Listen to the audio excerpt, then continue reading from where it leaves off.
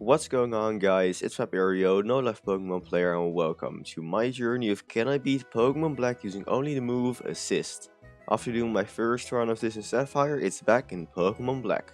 Assist is very unique, randomly choosing a move to use from all of the moves known by the other Pokemon in your party. The rules for the challenge are as follows. In battle, I can only use the move Assist. Unlike the last time, this run I can't use the move Deleter except for replacing air gem moves.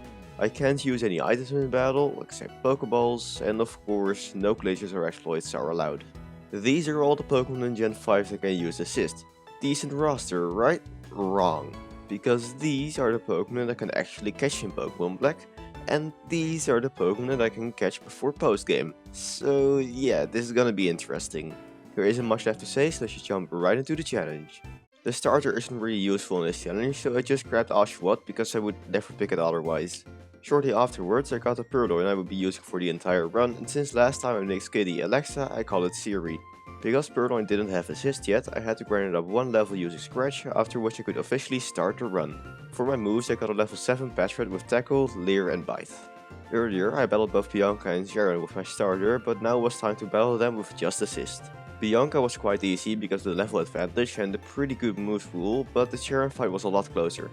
Both of his Pokemon were level 8 and his Purloin would resist a bite, but luckily Cheren only landed 2 hits with each Pokemon and I managed to win the battle with 8 hit points left before leveling up. After those 2 rival battles and a bit of grinding, I took on the first gym leader, Silent. Granted, I was at a decently high level, this fight went very smoothly, partially because of a flinch on Pansage, resulting in him only landing a single hit during the entire gym battle. I acquired both the TM for Workup and the HM for Cut, then taught both to my Patchred. Because Cheren apparently has nothing better to do than constantly bothering me, I guess that's what friends do, I wouldn't know, I don't have any, he challenged me to another battle. This time, however, it wasn't close at all, it was even worse than the gym fight. Cheren didn't land a single attack on my Purloin. Geez, step up your game, man, I'm doing this challenge run because I want a challenge. While making progress, I picked up some more TMs, Thief and Rock Smash, and at level 20 my Purloin evolved to Lightbird, giving me a desperately needed buff for the next gym. Speaking of buffs, I caught a Sock. It was really annoying to find one at the correct level for certain moves and don't die while trying to catch it, but eventually I got one with Double Kick, Low Sweep, and with the help of some TMs it now had Work Up and Rock Smash as well. I got it for the second gym, but I forgot I also had to battle N in front of the museum. I could have also done this battle earlier, so my Lightbird was a lot stronger than necessary, giving me an easy win. The gym battle against Lenora wasn't as easy. Her Herdier intimidated me right off the bat and it took me down to half HP. Watcha could have easily finished me with Retaliate, but on this attempt Lenora called for Hypnosis, which ended up missing, and although Assist gave me Work Up on the second turn, I managed to survive Retaliate because it only boosted on the turn after one of the allies of the user faints. With one more double kick, Watcha went down and I got my second badge. Because of all the bug types I would have to battle in the next gym, I decided to catch a Darumaka. His moveset was Incinerate, Fire Fang, Headbutt and now Work Up. When checking his moveset, I realized that my Lightbird got Pokerust, which is about 3 times as rare as encountering a shiny Pokemon. It doubles the amount of effort value a Pokemon gets, which is not really important in this run, but it's still very cool. With Pokerust on my side, I challenged Berg. It took a while to take down Whirlipede because Assist got Work Up 4 out of 6 turns, while Berg kept lowering my special attack with Struggle Bug. Eventually it went down to Headbutt and I OHKO'd Weapon with a Fire Fang. Divani barely hung on to an Incinerate because of all the struggle bugs, but it wasted his turn by going for String Shot, followed by Berg using a Hyper Potion, giving me a free turn in which Assist turned to Fire Fang, one-shotting the Divani. Surprise, surprise, time for more rival battles with first up, Bianca. I had my Patchred back on the team instead of Darumaka, but even with that this fight took a lot of attempts. Herdier intimidated Lightbird and could do quite some damage with Takedown, but I got lucky with first getting Work Up twice and then knocking out the Herdier with one bite. The main problem with this battle was Pig Knight, since he could take my attacks quite well and hit back with super effective fighting type moves. After taking one flame charge I got lucky with a critical tackle, enough for the OHKO, and neither Pansage nor Muna caused any trouble. Cheren maybe didn't have a mon with Intimidate or super effective moves, but this fight was still annoying because of the Sandstorm. Sandstorm does a bit of damage at the end of each turn, and with some bad assist luck, this overtime damage can rank up quickly. By the time Pidove went down, Lightbird had already lost over a quarter of its HP. The combination of Bite and Sandstorm chip damage puts her in the overgrow range, boosting his Leaf Tornado, getting Lightbird down to 25 HP. Luckily Pampur went down in one hit and Cheren's Lightbird only did a bit of damage with Pursuit, so I managed to win the battle with only 5 HP remaining. And to complete the rival battles trio, N challenged me as well, at least I consider him a rival based on how often you battle him. With the help of a flinch and dodging 2 attacks, I managed to get past Sandow and Scraggy without getting hit, but N's Darumaka did a surprising amount of damage before going down. Such a live whirlwinded me out, so I had to switch Lightbird back in, almost going down in the process, but assist turned into bite, which was enough to get the dub. After replacing Patford's tackle with Retaliate, which I could have done right after getting the TM for beating the second gym, I could finally go back to getting gym badges. At least as Volt switching and Mulga, I managed to get 3 hits on my Lightbird while I only managed to land 1 cut and got work up on the other turns. I wasn't sure if I could take another hit, but I didn't have to find out because Assist gave me Cut, Retaliate and Bite to finish all 3 of Elisa's Pokemon. Next up was a ground special. Never mind, we're battling Cheren again. His Lightbird was very annoying by going for Torment, so I couldn't use Assist back to back, which is the entire point of the challenge. I sacked my Patford to get rid of the Torment, which turned out to be a fantastic play, not like I had another play, but details, because on the next turn I got Retaliate, which with the boost took down Cheren's Lightbird in 1 hit. His Panpour barely survived and fired back with a Torrent boosted Skull, but it's still a Panpour, so it didn't do too much damage. Lightbird and Servine spent over half of their duel on setting up, but eventually Lightbird got a second attacking move to finish the Servine. Assist made it close, calling for work up twice against Tranquil, which was slowly whittling down Lightbird. But on the third attempt we finally got an attacking move and Cheren was defeated. With my Sock back on the team, it was time to challenge Clay. Croakrock was an easy Oko with double kick, Palpitoad survived 1 attack and then lowered my speed with Bulldoze before going down on the next turn, and because Low Sweep dropped extra drill speed, it didn't matter that extra drill dropped Lightbird speed by another stage with Bulldoze as well, so you could still outspeed and finish it on the next turn. That went very smoothly, so I just throw in 2 rival battles to piss me off again. Lightbird and Herdier both landed 1 hit and went for work up once, and on the third turn our second attack took down the Herdier. Some time ago I had given the Rocky Helmet to Lightbird, which came in clutch against Big Knight, because combined with the takedown recoil damage it resulted in a lot of chip damage, so we only had to land 1 attack to get rid of the Big Knight. We were down to 13 HP though, and Cheren still had 2 Pokemon left. Pensage unsurprisingly wasn't a problem, but then came in Musharna. I thought I was doomed, because I was still using Sock for my moves, so only had Fighting type moves, but apparently Musharna also had a move problem. It couldn't hit my Dark side Lightbird, so after a dragged out end of the battle, I managed to beat Bianca.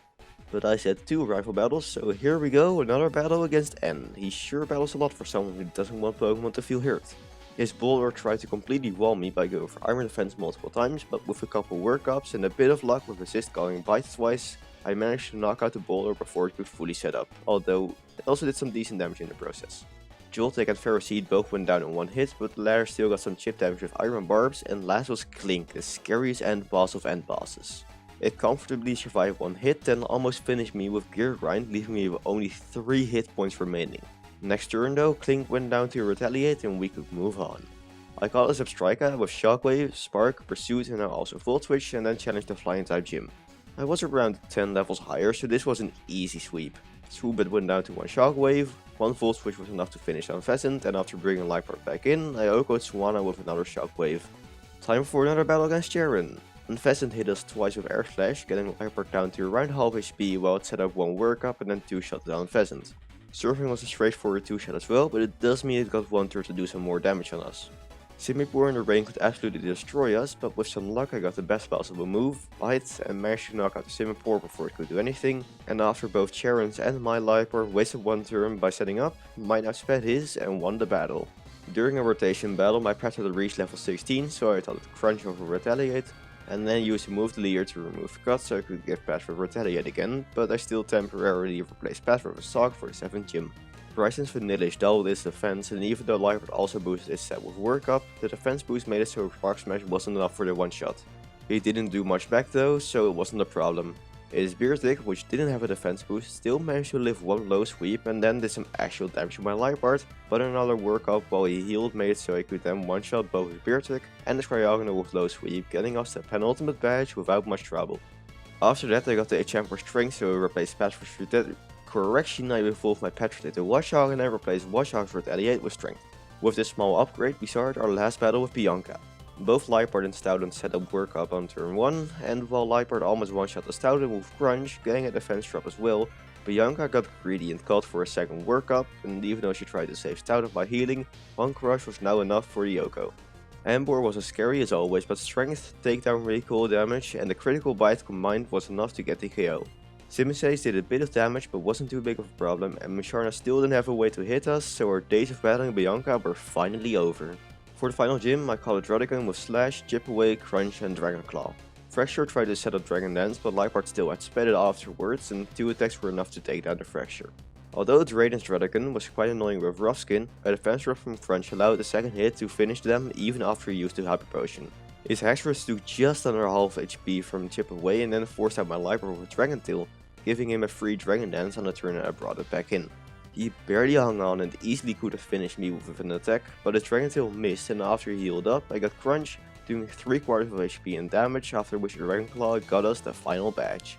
Let's also get my final win against Cheren. Unpheasant tried to whip up Razor Wind, but Bite was enough for the KO before it was ready. A critical strength would superior into red HP and with that in growth range, but Cheren foolishly used Coil instead of an attacking move and he didn't heal up, so Bite finished the job. Simipour landed a strong scald but Liepard just set a workup, but fortunately this meant I could one-shot them with Crunch on the following turn. His last mon, Liepard, was annoying yet again, this time with Taunt instead of Torment, but this still meant I had to switch out. When I brought it back in, Cheren luckily didn't go for Taunt again and just attacked me instead, although he brought me down to 23 HP before I could finally take him down. Then it was time to prepare for the Elite Four. Let's see if we can do this in one breath. I got the TMs for Protect, Brick Break and Roar, I got a second Liepard, I got a Dynamo, evolved it into Electrike and then Electros, I got a Shiny Fungus, so I got both Pokeballs and the Shiny this run, and after a lot of thinking I came up with the following movesets. Both Liepard were level 57 and I had Assist, Protect, Snatch and Thief. The last 3 can't get called by Assist, so they are just as filler since I banned the move leader, so it can't have a moveset of just Assist. And Electros had Crunch, Roar, Protect and Dragon Tail. Protect and Dragon Tail can't get called by Assist, but as you could have seen in yesterday's video, Roar can actually be called, but it only hinders me when the opponent only has 1 mon remaining. It's not perfect, but this is the best thing I could think of, since it also needs to be able to learn 2 certain TMs for later in Elite 4, while I wanted to start with a Dark type move for which I didn't have any good TMs. Because my Liepard were holding the black classes and Expert Belt, both the Psychic and Ghost type Elite 4 members were easy sweeps. For Chantal, I got crunched 3 times in a row to OHKO her first 3 Pokemon, and although my first assist against Ghetsis turned into Roar, which failed, I took 1 serve and the next assist was Crunch again, finishing the first Elite 4 member. For Caitlyn, I started the battle with my newer and because of that weaker Liepard, so her Reuniclus hung on to 1 Crunch and KO'd my Liepard with Focus Blast. I guess Siri still has to carry. 4 crunches later and the second battle of the day was done as well. I replaced Electros as Crunch with Brick Break and then challenged the Dark type specialist Grimsley. This battle went a lot less smoothly. Roar got called a lot more often and not all the opponents were one-shots anymore. Bisharp still went down in 1 hit, but that was because Brick Break was 4 times effective here. Scrafty however did survive a Brick Break and hit back hard with his own Brick Break, before going down on the next turn. Crocodile had Intimidate, so after I warded out for his own Liepard, I switched into my second Liepard to take the fake out and gather if the attack drop from Intimidate. Because I now have my weaker Liepard in, Brick Break didn't OHKO, but at least I made him use 2 full restores before Roar forced Crocodile back in. I just tagged my Liepard and returned for some chip damage, so after a bit more Roar shenanigans, Siri finished both Grimsley's Liepard and Crocodile despite another Intimidate. For the last Elite 4 member, I replaced Brick Break with Acrobatics and got rid of the items on both my Liepards, so Acrobatics would be 110 base power instead of 55.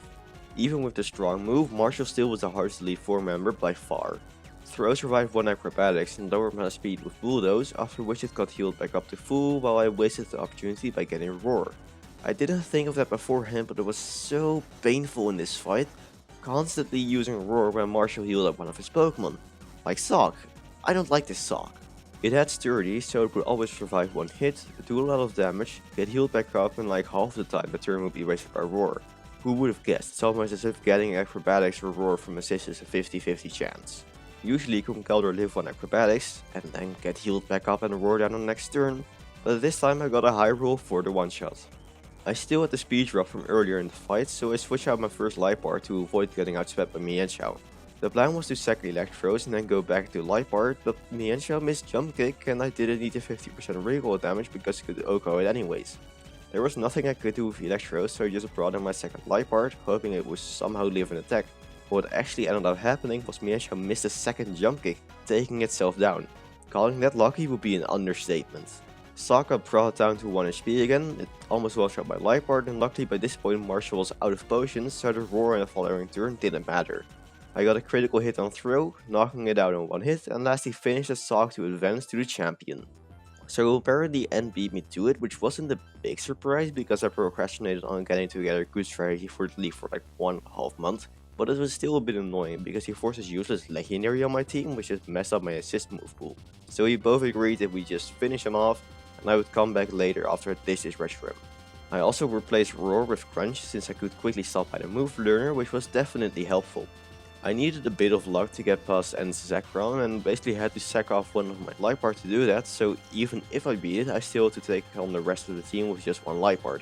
Sometimes I managed to take down a couple Pokemon, but it was clear I had to grind. So what was the easiest way to grind? Well, resetting to before Elite 4 so I could grind up on Chantal and Caitlyn. Yeah, it was a bit of a pain, but definitely less than grinding up on wild Pokemon.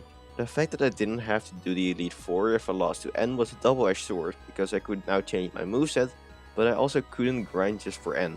Anyways, after grinding up both Liepard a couple levels, I got back to resetting a bunch on the Zekrom. Eventually, Zekrom went for Light Screen while I had my stronger Liepard in, so I could take him down while preserving all of Liepard's HP. I did only have 1 Liepard left though, so I still needed a bunch of luck. I got Brick Breaking as a Zoroark disguised as Kling Clang, which otherwise could do a lot of damage with Focus Blast. I didn't get Brick Breaking as the actual Kling Clang though, so I had to slowly take it down with 3 crunches, but I only managed to land 1 Metal Sound, lowering my special defense by 2 stages. Vanilluxe missed a Blizzard, which was exactly what I was hoping for, so I got rid of it without taking damage. Caracosta survived 1 Brick Break and brought Liepard down to yellow health, after which a second Brick Break finished the job. Last was Archeops, and the critical Brick Break put it under half health and with that into defeated range, halving his damage output. This let me live a Stone Edge so I could finish him on the following turn. I wasn't done with the challenge just yet though, because I still had to battle Ghetsis, the leader of Team Plasma. I switched back to leading with my original and stronger Liepard, so I could Oko the Rodriguez with Crunch. The crit didn't matter there, but I got another crit against Hydreigon, which definitely helped me since even with extra belt, Brick Break doesn't one-shot without a crit. My luck continued and I got the coin flip of getting Brick Break to take care of the Bisharp in 1 hit, but Bouffalant was a bit more annoying. Even Brick Break wouldn't be enough for the Oko, so I had to take the head charge before being able to finish the Bouffalant with a second attack, getting me to level 68. Seismitoad required 2 attacks as well, but because he missed his Muddy Water, I didn't need my second Liepard just yet. After Seismitoad went down, it asked for Super Venge with Wild Charge, finally taking down my first Liepard. It did get 1 hit off before going down, giving my second Liepard practically a free ticket to victory, finishing this challenge. So to answer the question of can I beat Pokemon Black using only the move assist? Yes I can. Except of course for the very beginning, but like how you don't start a Nuzlocke before getting Pokeballs, I'm not counting that small part where I don't have assist yet. The many rival battles were a bit annoying, also making this video a lot longer than I wanted. If you enjoyed this video, I have a playlist of other playthrough challenges linked in the description. I usually don't say this, but I'm very optimistically hoping I could maybe get to 100 subscribers by the end of the year, so if you enjoyed this video you can also subscribe, it would mean a lot. Next month I will be attempting to beat Pokemon Insurgents with only 1 EV, including postgame. Earlier this year I attempted to beat the main story, but couldn't get past the Elite 4, and now I'm doing it again with the postgame as well as an excuse to try again, because I think I found a strategy that might let me win the Pokemon League. If you have any suggestions for future challenges, let me know in the comments. I hope you enjoyed this video, I'll see you next time and of course, stay alive.